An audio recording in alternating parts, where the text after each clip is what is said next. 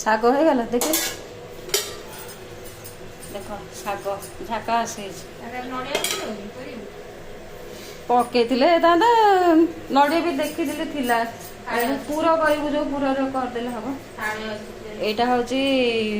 ଫୁଲକୋବି ଆଳୁ ପିଆଜ ରସୁଣ ଅଦା ପେଷ୍ଟ ପଡ଼ିକିରି ଆଉ ତା ଦେହରେ ଯେ ଯାହା ମସଲା ପଡ଼ିବା କଥା ଆଉ ପକେଇକିରି ପୁଅ ଚଲେଇଛି କଷା ଆଉ ହୁଣ୍ଡା ତ ସବୁ ଜାଣିଛି ଆଉ ସବୁ କାମ ଜାଣିଛି।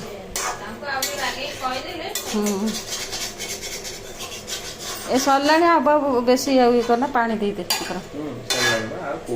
ଟମାଟୋ ପକେଇଲୁ ହଁ ଆଉ ଖାଲି ହବ ଯୋଉ ବଖରା ଚକୁଳି ହବ ତୋର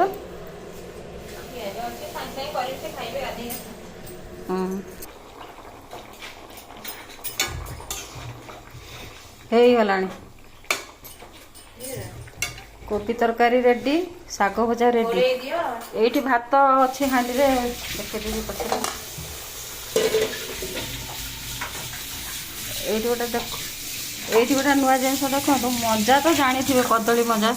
ନ୍ୟାଚୁରାଲି ଖାଦ୍ୟ ଆଉ ତାକୁ ଚକଟି ଚକଟିକିରି ରଖିଲେ ତା ଦେହରେ କ'ଣ ପଡ଼ୁଛି ଦହି ଏଇ ପାଣିଟା ପିଆ ହବ ମତେ ତ ଜଣା ନାହିଁ କ'ଣ କହୁଛନ୍ତି ପ୍ରଭୁ ଏଇ ପାଣିଟା ପିଇବାକୁ ଇନ୍ସୁଲିନ୍ ସୁଗାର କଣ୍ଟ୍ରୋଲ କରିବାକୁ ଅଛି ପିଇକିରି ଦେଖିବା ଦେହ ପାଇଁ ଯଦି ଭଲ ପିଇବା ମତେ ତ ଜଣା ନାହିଁ ଦେଖ ଏଇଟା ମୁଁ ବି ଏବେ ପର୍ଯ୍ୟନ୍ତ ଏମିତି କରି ଜାଣିନି ତାକୁ ବରା କରାହେବ ଖାଇଲେ ଯାଇକିରି ଟେଷ୍ଟଟା ଜଣାପଡ଼ିବ ଆଉ ଏଇଟା ତ ଅରୁଆ ଚାଉଳ ଜିରା ରସୁଣ କଞ୍ଚା ଲଙ୍କା ପଡ଼ିକି ବଟା ହେଇଛି କାହିଁକି ଜାଣିଛନି ଏଇଟା ହେଉଛି ଯେଉଁ ମଞ୍ଜା ବରା ହେବ କଦଳୀ ମଞ୍ଜାର ବରା ହେବ ଆଉ ପାଣି କଖାରୁ ପତ୍ରର ଯେଉଁ ପତ୍ର ଆସିଛି ସେଇଟା ତା ଦେହରେ ବୁଡ଼ା ହେଇକିରି ବରା ହେବ ଆପଣ ବି ଏମିତି କରିକିରି ଖାଇବେ ଟେଷ୍ଟ ଜାଣିପାରିବେ କି କରୁଥିବେ ବି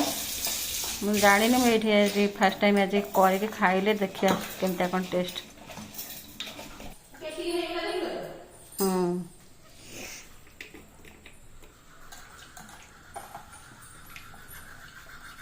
ତୁ ବୋଉ ସବୁବେଳେ କହୁଥିବ ମଞ୍ଜା ବରା ନା କ'ଣ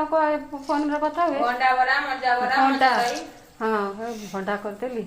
ବରା କରିଦେଲି ଏମିତି ଆମର ଏଇନା ଭଣ୍ଡା ଘର ଭାଙ୍ଗିଲା ଦିନରୁ ଗଛ ତ କୁଆଡ଼େ ଗଲାଣି ଆଉ ଭଣ୍ଡା ଭଣ୍ଡା ମୁଁ କରେ ମୁଁ ମୋର ବେସର ଦେଇ କରେ ବଢ଼ିଆ ଲାଗେ ନା ଛତୁ ଭଜା ବଢ଼ିଆ ଲାଗେ ହଁ